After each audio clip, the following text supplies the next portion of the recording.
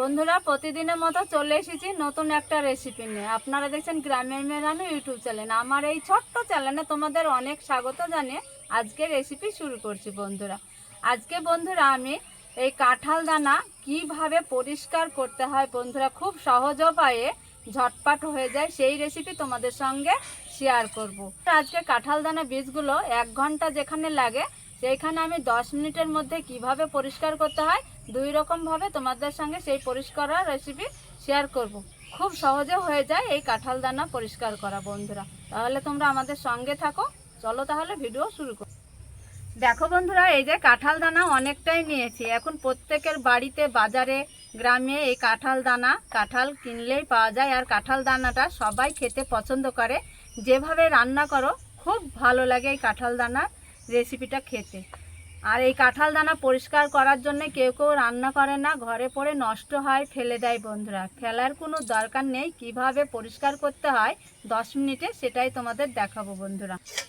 দেখো বন্ধুরা, কাঁঠাল দানায় দুটো খোসা থাকে। এই যে একটা কভারের মতো খোসা থাকে, তারপরে একটা লাল খোসা থাকে। এই খোসার জন্য কষ হয় আর রেসিপিটা দেখে খারাপ লাগে, কেউ খেতে চায় না। তো কিভাবে সাদা ধবধবে একদম পরিষ্কার করতে হয় একদম সহজ উপায়ে তোমাদের সঙ্গে শেয়ার করব। এত তাড়াতাড়ি হয়ে যায় কাঁঠাল দানা পরিষ্কার করা বন্ধুরা। প্রথমেই শুকনো খুব ভালো করে শুকিয়ে নিতে হবে, স্লিপ করে এই কাঁঠাল দানাটা বন্ধুরা। এই যে দেখো কাঁঠাল দানাটা আমি কেটে নিয়েছি। এইভাবে কেটে কেটে আগে রেখে দিব। দেখো তোমাদের দেখাচ্ছি, একদম ফ্রেশ সাদা ধবধবে করে তোমাদেরকে দেখাবো বন্ধুরা।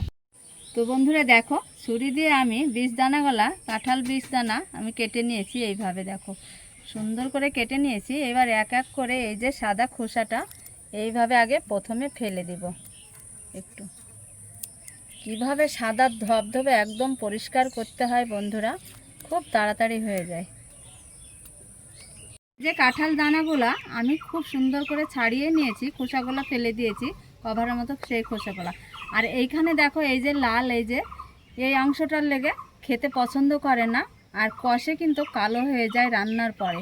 এবার আমি সাদা ফ্রেশ কিভাবে করব বন্ধুরা, একদম চুলার কাছে চলে যাব। একটু আমি সামান্য ভাপিয়ে নিব এই দানাগুলো বন্ধুরা। কাঁঠাল বীজ দানাগুলো একটু গরম জলে ভাপিয়ে নিব। প্রথমে দিয়ে দিব কড়াতে জল, গরম করতে জলটা বসিয়ে দিব। গরম করে নিয়েছি, গরম এই ফুটন্ত জলে কাঁঠাল দানাগুলো দিয়ে দিব। হালকা করে আমি সামান্য একটু ফুটিয়ে নিব এই দানাটা বন্ধু। হালকা করে কাঁঠালের দানাটা ভাপিয়ে নিয়েছি। আর এই যে জলটা দেখো কেমন কালার, এই জন্যে রান্না করার পর খেতে ভালো লাগে না। আর এটা একদম আমি সহজ উপায়ে ফ্রেশ সাদা কিভাবে করতে হয় তোমাদের সঙ্গে শেয়ার করছি বন্ধুরা।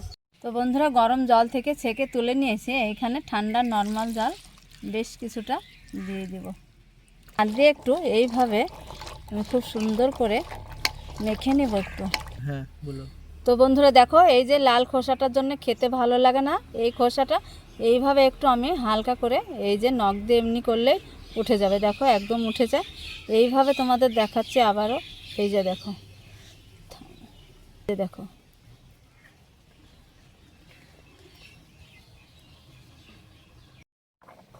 তো বন্ধুরা দেখো খুব সুন্দর করে আমি আঙ্গুল দিয়ে খোসাগুলো ছাড়িয়ে নিয়েছি। এত তাড়াতাড়ি হয়ে যায়। এই যে দেখো, এবার আর একটা পদ্ধতিতে তোমাদের দেখাচ্ছি। দেখো কত সহজে হয়ে যায়।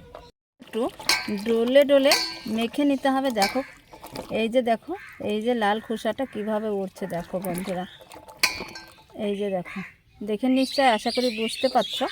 এইবার দেখো এইখানে একটা প্লাস্টিকের জলের বোতল নিয়েছি। এই বোতলের মধ্যে আমি জল থেকে এইভাবে দিয়ে দিব। দেখো এই যে দেখো, এইভাবে জল থেকে আমি বোতলে দিয়ে দিব ভর্তি করে। তো বন্ধুরা দেখো, আমি বোতলের ভিতরে কাঁঠাল দানাগুলো ভর্তি করে নিয়েছি। আর এইভাবে এখন ঝাঁকাতেই থাকবো বন্ধুরা।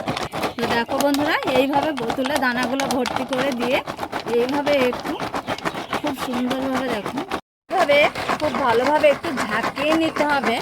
যত ভালো করে ঝাঁকানাকা করা যাবে তত লাল খোসাটা ছেড়ে যাবে বন্ধুরা। আর এই যে দেখো, দেখে বুঝতে পারছো এই যে ফ্রেশ সাদা হয়ে যাবে একদম। তো ঝাঁকানো আমার হয়েছে। এবার আমি বোতল থেকে একটা পাত্রতে ঢেলে তোমাদের দেখাচ্ছি। জল পাল্টে পাল্টে পরিষ্কার করে ধুয়ে নিতে হবে।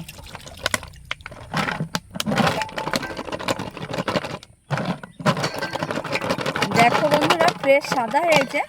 এইবার নর্মাল জল দিয়ে দিয়ে ধুয়ে নিব খুব ভালো। বন্ধুরা, জল পাল্টে পাল্টে খুব ভালো করে পরিষ্কার করে ধুয়ে নিতে হবে। এবার এইখানে একটা প্লেট নিয়ে নিব,